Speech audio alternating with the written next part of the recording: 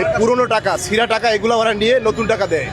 কিন্তু আজকে এসে এখানে একটা ভিন্ন চিত্র দেখলাম, সেটি হলো এই পুরনো টাকার ব্যবসা শুধু নাম, অথচ আসল ব্যবসাটা হলো ওরা নতুন টাকা ব্যাংক থেকে এসে 1000 টাকা ওরা সাধারণ মানুষের কাছ থেকে 700 টাকা পর্যন্ত, মানে 500 টাকা পর্যন্ত বেনিফিট করে। 400 টাকা, অর্থাৎ গরিব মানুষ তারা মনে করে ঈদের সময় বাড়িতে গিয়ে আমরা গরিবের হাতে অথবা আমার ছেলের হাতে, আমার মায়ের হাতে 100 টাকাটা নোট দেবো।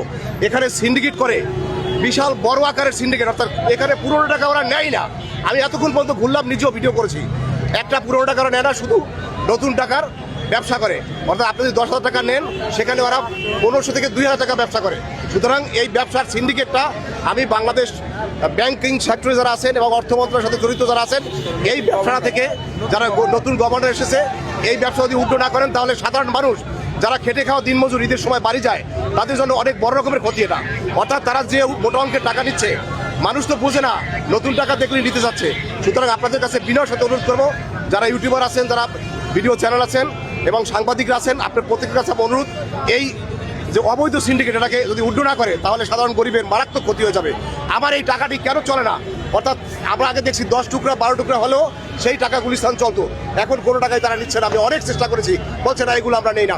এখন তাদের ব্যবসা হলো নতুন টাকা, আর ব্যাংকে গেলে বলে নতুন টাকা নেই। অথচ এখানে যদি আপনি কোটি কোটি টাকা চান, তাহলে দিতে পারবে। এই টাকা কোত্থেকে আসে? নতুন সরকারের কাছে, আমাদের নতুন প্রধানমন্ত্রীর কাছে আমার এই আকুতি এবং মিনতি। আমি আশা করব তিনি এটা অবশ্যই দেখবেন এবং নতুন গভর্নর এটাকে একটা আমাদের সাধারণ জাতিকে মুক্ত, অবশ্যই একটা সিন্ডিকেট তো আছে, আমি এটা বলতে চাই না, কারণ এটা অনেক বড় সিন্ডিকেট। তারপরে বলবো, তবে ব্যাংকিং সেক্টর এটার সাথে জড়িত আছে। আপনারা দয়া করে এটার ব্যবস্থা করবেন। আমি আবার বলি, আমি একজন সাংবাদিক মানুষ, একজন অ্যাডভোকেট মানুষ, আমি আপনাদেরকে এটা জানালাম।